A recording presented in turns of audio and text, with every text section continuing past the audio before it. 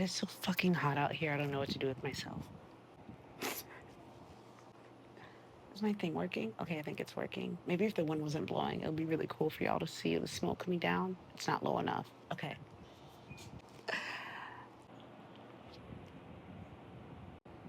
All right, I think I got it, guys.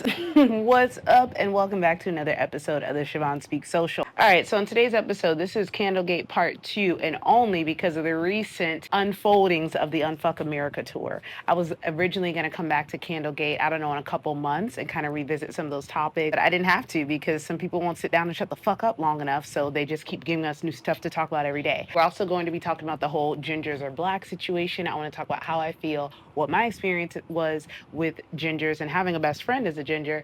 And then last but not least, we're going to talk about the Diddy and the Cassie case as a survivor of years of domestic violence and years of sexual abuse, how hard it actually is to walk away from something like that, especially when this person has created a world where you are very dependent and reliant on them. Let's dive right in. But before we do, I want to take a moment and say, if you guys appreciate anything that I put out, please make sure that you like, comment, or even share this video to a friend or on your social media feed so that more people can hear this stuff. It helped me, and it's going to show the algorithm that, hey, this stuff is actually interesting. Somebody gives a fuck. Another way that you can support is to simply subscribe and follow on all the platforms. You know, that kind of helps us grow. And then last but not least, if you really feel called, you're like, oh my God, this girl is the bee's knees, and you feel compelled to support the time that I spend researching, organizing these thoughts, and presenting them to you in a way that makes sense and is digestible, maybe consider buying me a coffee, and the link will be in the show notes. And so, as I mentioned, Candlegate was not something that I wanted to revisit so soon because, one, I don't want it to seem like I'm trying to get famous off of someone else's story. I don't, or name. I don't even use my own struggle bus stories for clout, which I could. Like, just pick a story. You know, I've lived so many lives. I could easily take one of those things, make it my whole entire internet personality and identity, and blow up off of that. But one of the reasons why I have grown slow, and one of the reasons why I kind of hesitate to jump on big opportunities, that's why working with Mercedes was such an anomaly. I hesitate to jump on those kind of opportunities because I've seen what happens when people who got to the top really quickly didn't have to go through those growing pains that the rest of us go through as we're growing through and building and learning. Now, if you know me, if you've been here for a while, I always use analogies from my fitness journey, what I tell my fitness clients, and then also what I learn in my business, because wisdom is wisdom. It's universal. Just like the truth is universal. That's how you can take all these different religions, and even though they have different like some of them have, you know, different things that they do and that they don't do, but at the end of the day, the main thing, aside from what God they're worshiping and how they do it, is about how you treat people and how you respect people. Don't kill, don't lie, don't cheat, don't steal, that sort of thing. Those are universal truths. And there's some universal truths about growth and about leveling up. You know, the term new level, new devil, stuff like that. There are universal um, facets and truths that are just, again, I don't know if I can say universal enough. And one of them is this, that if you rise too quickly to something, you will miss out on everything that you needed to prepare you for that rise. In fitness, if someone goes and gets surgery without doing the work to train, without doing the work to unlearn their bad eating habits or to unlearn their unhealthy relationship with food, with exercise, or with their body. They're going to arrive at that place real quickly, right? They will have their body goals. However, because they didn't do that work to learn that new lifestyle, they're either going to end up right back where they started from, or it's going to be a slowly back where they started from, or they're going to starve themselves. And yes, I'm speaking from experience because I have trained and coached plenty of women who came to me after they got the surgery. Another example would be like someone, I had one that just, people that win the lottery. They didn't do the work to budget. They didn't do the work to understand how to live in a way like below their means or how to invest or any of that shit. So you take someone that hasn't learned, that can't manage $10 and you give them $10 million and blah, voila. The same goes for people with businesses. When your business blows up overnight, and you weren't prepared for that and you didn't have the systems in place, that could be the reason why your business blows up and you never recover. Or it could be the reason why you slow down, you reflect, and then you move forward.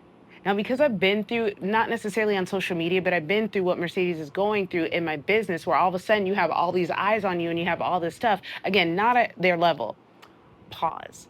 I'm very grateful that God, the universe, Mother Gaia, whoever is watching me, the ancestors, has allowed me to learn so many lessons behind closed doors and not on the public stage. And what I mean by that, there's so many opportunities where I judged people who had larger platforms than me. And one specific story was our pastora, the female pastor at the church that I served at for years. Everyone talked junk about her for a variety of reasons. Female pastor, oh my God, she dresses too hip. She never, oh my God, she listen, like her hair is big. They literally picked on her for everything. And then eventually I joined in because that's what we do in this misogynistic culture. And I started judging her. And I was like, oh my gosh, she doesn't even care about the students like I do. And oh my gosh, she doesn't know everybody's name like I do. And if I was her, and if I was her, and if I was a pastor of this 1,000 strong youth group, I'd know everybody's names. And I'd do this. And I wasn't that hard on her, but I just remember thinking, man, if I was her, blah, blah, blah, blah, blah. And at that time, I was in training to be a pastor. And so, God, when you say yes to the universe, when you say yes to God, whatever you want to call it, you will get those tests. And I said, yes, I'm going to be a pastor. So from that moment, once I started Bible college, once I started aligning myself or saying yes to the call, things started happening that would test my character and my integrity. And luckily, they happened behind closed doors. Stuff as small as like me staying in a hotel and taking a pillow with me on my flight and then me losing the pillow in the airport. And that was my reminder that, hey, you're a pastor. What if someone found out you stole the pillow? What would the tabloid say? Right? I started training my mind to think not only, oh, don't do stuff to not get caught, but be a good person of integrity no matter who's watching. That's one situation. But anywho, in this situation with La Pastora, I'm out in public, and to this day, kids, students will come up to me and be like, "Oh my God, you were my youth leader. Oh my God, you were my leader in camp. Oh my God, high school campuses, I was their campus pastor." And so like, "You were my campus pastor," and this is that, and I don't recognize them. And even while I was still in church, I can remember kids coming up to me and be like, "Oh my gosh, you prayed for me at the altar one day, da, da, da," and I do not remember them for shit. And all I could remember was hearing like God be like, "Oh yeah, but you would know all 1,000 kids' names. Not to mention, this woman's been doing this for 10 years, so it's not just 1,000 people. It's all the people that have come through her ministry through this whole time." And from that moment, I learned how to give my leaders grace. That doesn't mean I don't hold them accountable. It means I learned to give them grace. I also learned to give other people grace too, because again, God, the universe, source energy, divine, the spirit, let me experience that lesson on a much smaller scale than she had. Right. And so when I see what's happening with Mercedes Chandler, there is so much compassion in my heart for her because the way that we ended, we never even like had a rub. She just stopped responding to my voice memos in the Discord chat while I was trying to coach her through not making a good decision. And similar to Miley Cyrus, right? I judged her so hard. I was also in church. But now I'm looking back at and I'm like, if I was a young person with that much money, who knows how I would have behaved on a public platform, on a public level. And same thing with Mercedes, except the difference is someone is telling her, someone is, and they're back to being her again, apparently. But the difference is that there were people telling her these lessons so that it didn't have to be so public and so that it didn't have to be so humiliating. And she still chose to not heed the advice of wise counsel. So that's some of my 2 cents on there. Because if you want to go find out about what the Unfuck America Tour is, basically a bunch of white influencers decided that they were the end all be all. They are the progressive movement that's going to change America, or they just wanted to follow Charlie Kirk around and get some good footage, which is probably what it was since they all get paid for their platforms. Some junk went down. There's a creator that I'll tag in the comments or show notes or whatever, and you can watch his video, and he does a very, very good summation of the Unfuck America Tour situation, which is extremely troubling to say the least. I didn't really know any of those people on there, but they essentially, what happened was kind of what happened with like Candlegate, where they got on a live, Mercedes was on Threads, made a not good take. Black women called them out on it. And then in their private group chat, they started to talk junk about the Black women.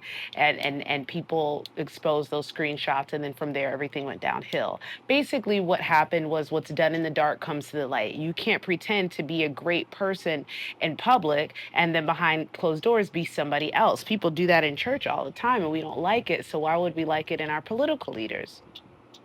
My thing is like, I don't even want to do the I told you so, but like I literally told people I was trying to make this message loud, not for my own sake, but so that people would not fall for this sort of behavior again. I've talked about the similarities between Drake and Trump and how they have people they are setting a terrible example of everything they are.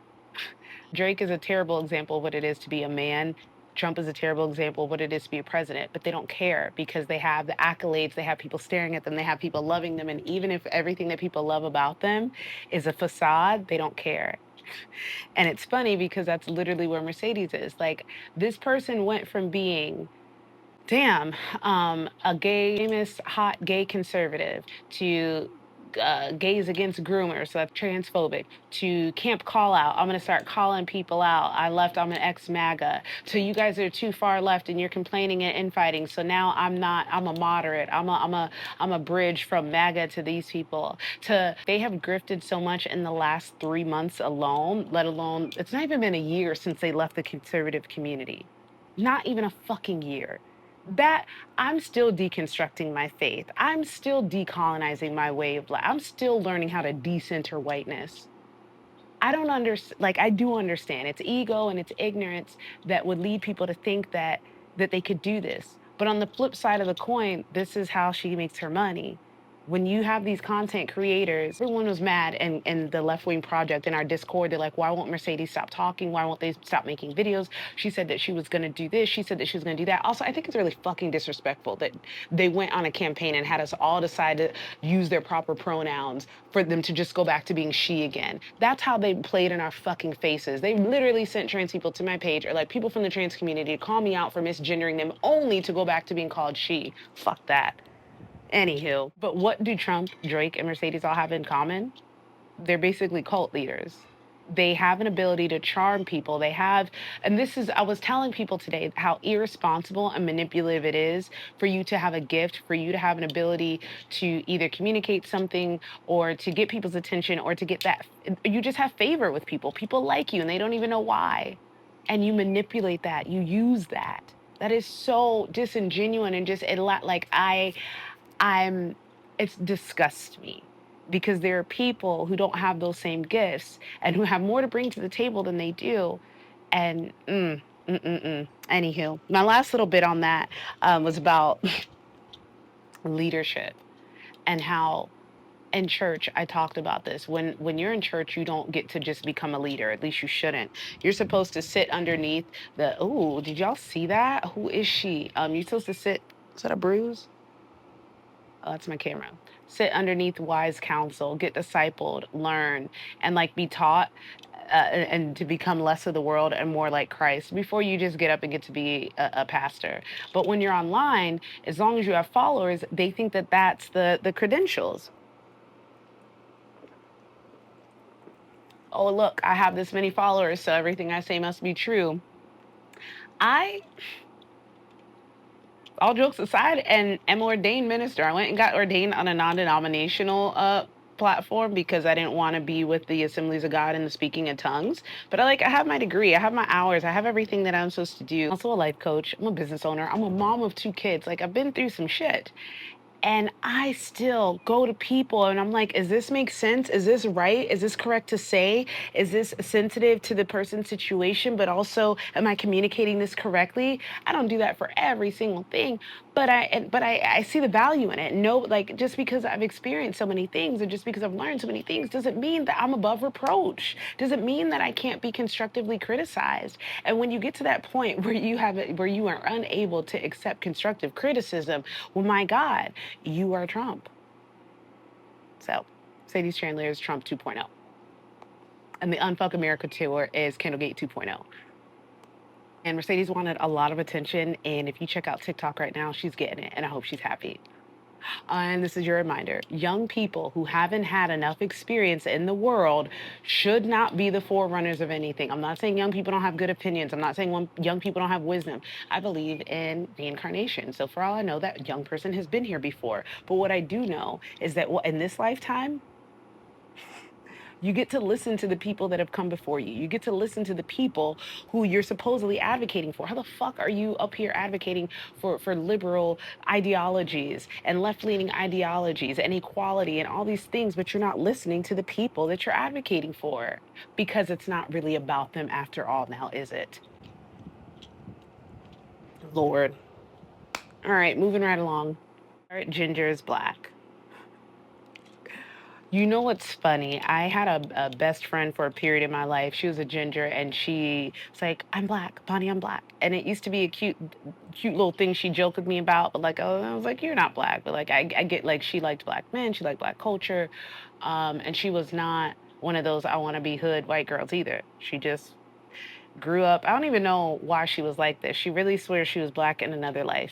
And at one point when we were in church together, she packed up and moved to Africa on a like a home missions trip, people, and almost married. I almost brought home an African dude that she was going to marry.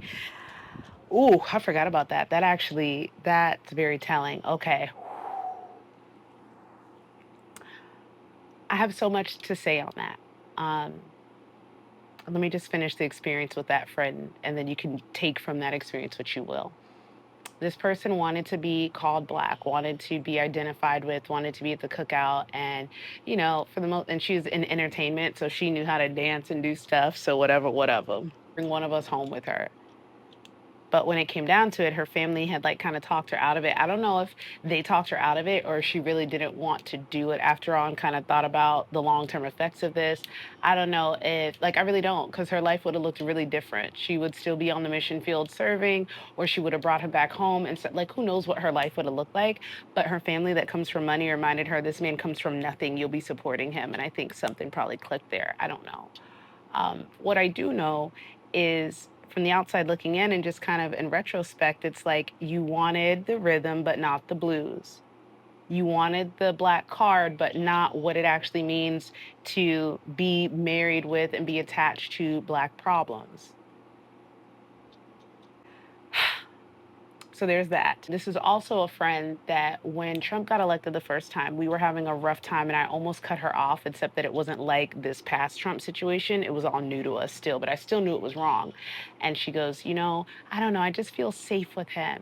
And I was like, what do you mean? I was like, what do you mean? She's like, I don't really know how to describe it. I just feel safe with Trump.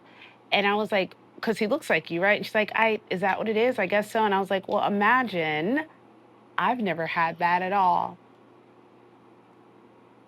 And I don't remember where the conversation went after that, but it was almost one of those mic drop moments. And I think we disconnected for a few years until she started to deconstruct and realize that, yeah, MAGA and Trump are not, no, no, no, especially not if you're going to be a ginger that wants to be invited to the cookout. Like, that's a no, no, no, no, no. But even now, retrospect, deconstructing that conversation, she literally had no reason for wanting to vote for this white man other than he makes me feel safe because this is what we have always known.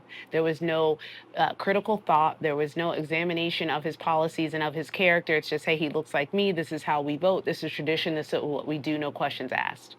Very telling. So now that I've told you my personal experience with a ginger who wanted to be black, I want to talk to you a little bit more about the dynamics of what's happening online, where there are black women who are opening them with welcome arms, and there are some black women that are like, absolutely effing not. I want to start by saying that like both are correct. This idea that we should all think one way is part of the problem in the world now. So I'm not going to say, oh, all black women and people need to accept gingers because they were also, downcast or outcast in their communities. I'm not going to say that. And I'm also not going to say, F them because they're just like all of them, because I also understand that all human experiences are valid. Are they comparable? Hell no. But are they all valid? Like, yes, they happened. And to tell someone what happened to you doesn't matter is the same thing that has been told to us for years, for centuries, for decades, generations. Sorry, for decades, for centuries, generations. So I'm really big on not doing to me what was done to me. Now, I'm not Miss Go High all of the time, but like, I'm also I got a CEO mindset. I run a business, and I had a pastor's mindset. I think of the congregation, of the whole, and I'm spiritual, so I think of the collective. So first, order of agenda on my plate is always going to be black and or female liberation, whichever one gets to the finish line first or whatever. But I'm always going for both. But here's the thing: I'm here for all humans. And one thing that all races are going to have to accept is that everybody had experiences that were fucked up. And you can even take this into your little circles, into your little communities and friendship circles. And there are some of us who have been through extreme amounts of trauma and some of us who maybe not so much. That doesn't mean that this person's, experiences are invalid. Are they comparable? Probably not.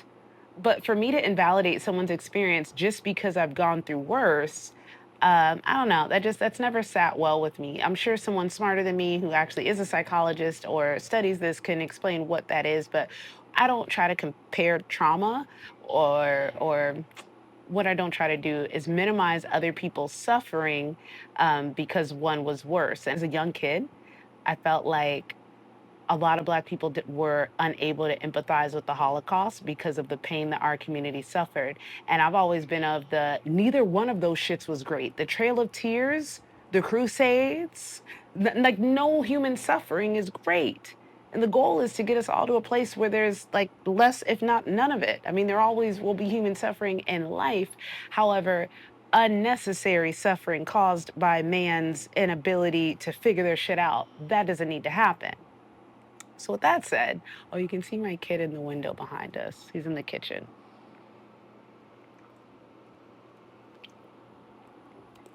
So how do I feel about gingers calling themselves Black? I hear their stories and I hear that how it must have felt to be the not blonde or, the picture perfect white girl, because I know what it's like to not be the picture perfect girl. So I can relate to them on that. My thing is this: if we're ever going to have world peace, we're going to have to meet each other somewhere. I don't think I'm ready to crack that egg open right now. My main thoughts from the whole gingers thing is that it was a beautiful way one, it was a palate cleanser. Two, I know people are mad and saying it's not a joke and that's on them. If they don't want to laugh about it, don't laugh about it. But for those of us that are kind of like, oh, that's cute and that's fun, I don't think it's problematic to our liberation journey. Like, I don't think you're letting in necessarily people who are going to do us harm. I think it's actually a beautiful bridge that is being created because right now there's very few bridges to connect the Black community with whites aside from Christianity, which a lot of us are deconstructing from. So I saw this as when I looked at who did it, and the person that made that announcement, she's a root worker. If you know, go look into what a root worker is. When I realized it was a root worker that did it, my brain looked at it in a different way. I'm now viewing it as someone who is spiritual, someone who's tapped and tuned in and was sent from the ancestors' spirit source energy to either shake up the collective or realign us. But either way, that comment needed to be made because this discord needed to happen. And piggybacking off of this discord needing to happen, one of the reasons why I think a lot of Black women are not excited about that situation is because sometimes when you are cut off from other communities or people that just don't share your same interest, all you have to go off of is what you see on TV. All you have to go off of is what's on the internet. And if you don't have actual relationships with people, you're going to go through life thinking everyone is like the worst version of whatever you've seen on TV or the worst version of that one interaction you had with someone like that. And that goes for everybody. There are so many Black people that don't fuck with any white people because all they have is the context of police brutality. All they have is the context of taking the only Black girl on a trip and her ending up dead. All they have, you know what I'm saying, is all this horrible context. So that's why I'm never going to tell Black women that their feelings are invalid, to have their guard up, to be angry, or to not let people in, or to gatekeep, or to not give out Black cards, or to not invite everybody to the cookout. Like, those feelings are extremely valid. And and I consider myself extremely blessed that I was able to grow up in predominantly white spaces, even though I hated it. And even though I thought it was like my Achilles heel and oh, I'm so cut off from all my people, it's allowed me to understand that even though a lot of them are very ignorant and haven't done that work yet, don't even know there's work to do, that they're not inherently evil. Right? I don't believe that humans are born, I'm contrary to biblical beliefs, I don't believe humans are born inherently evil. I believe that they are born inherently human, which means we are prone to human behaviors. If you want a deep dive, look up the holographic model of the universe. I started looking into that as I was doing shadow work, and this is why I have so much grace and empathy with people, because it basically states that if you take a hologram and you cut off any piece of it, when you reflect it, you're going to see that image in every single little piece. And that's how humanity is. You will see a little piece of it in everyone.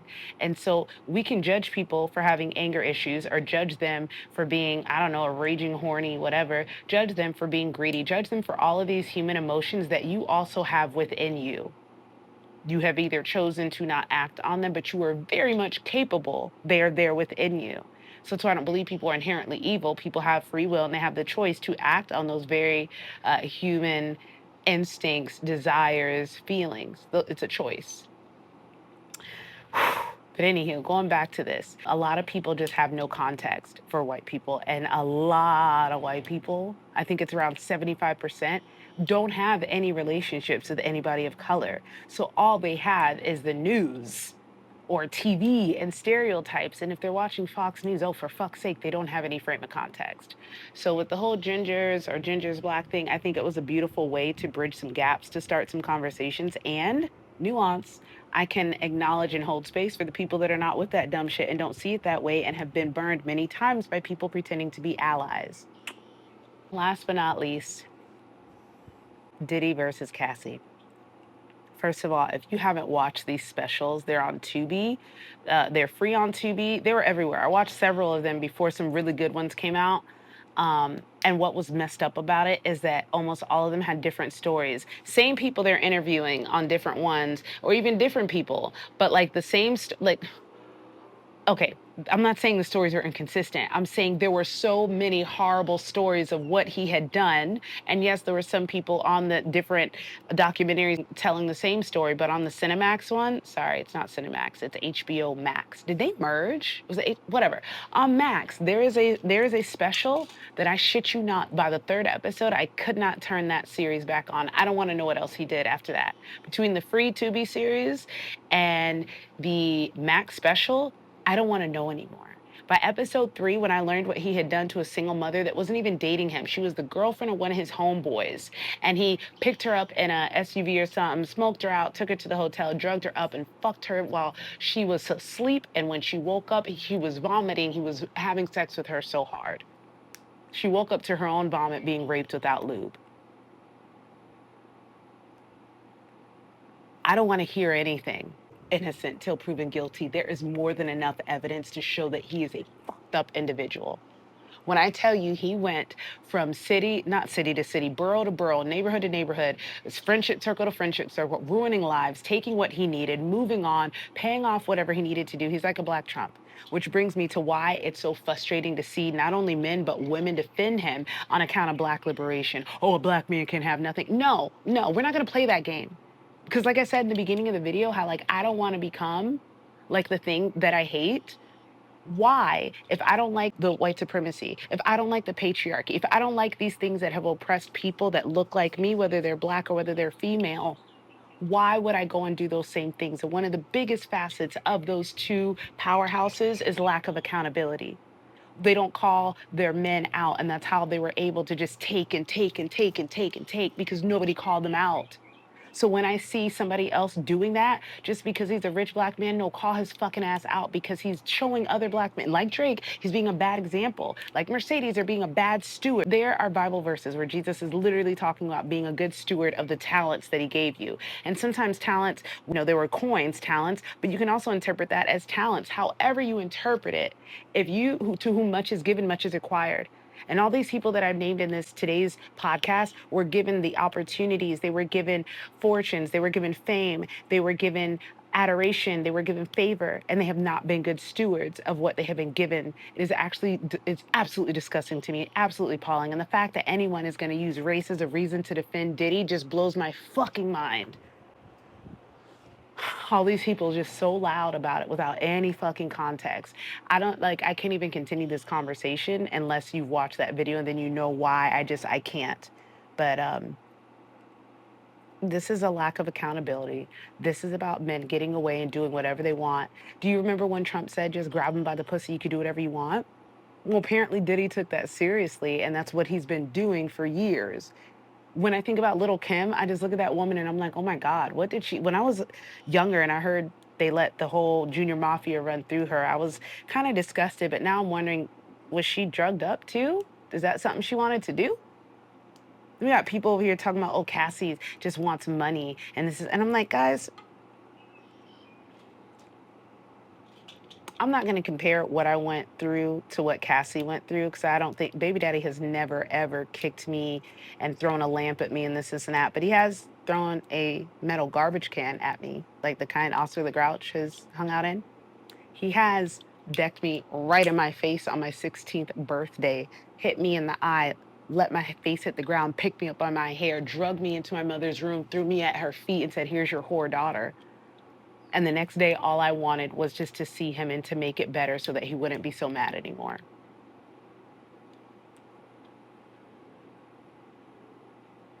I don't think that y'all understand the dynamics of an abusive relationship. And yet I think a lot of y'all really do. You just don't see yourself as the abuser or the abused. You don't see how you're being gaslit, and you don't see how you are gaslighting someone into dealing with you. Normal people wouldn't make comments about Cassie just, oh, it's so easy to leave, unless you're doing that shit to someone else in a way that's maybe less gruesome. But I think that we all need to reflect on how we respond to women who have been abused, who have survived it, and how so few, like, there's so many people that have an inability to put themselves in someone else's shoes and show empathy. But that's a whole nother topic in and of itself. I've been going for over 30 minutes, and I told you I wouldn't do that too much. I want y'all to go and watch those Diddy specials if you can, and tell me what you think.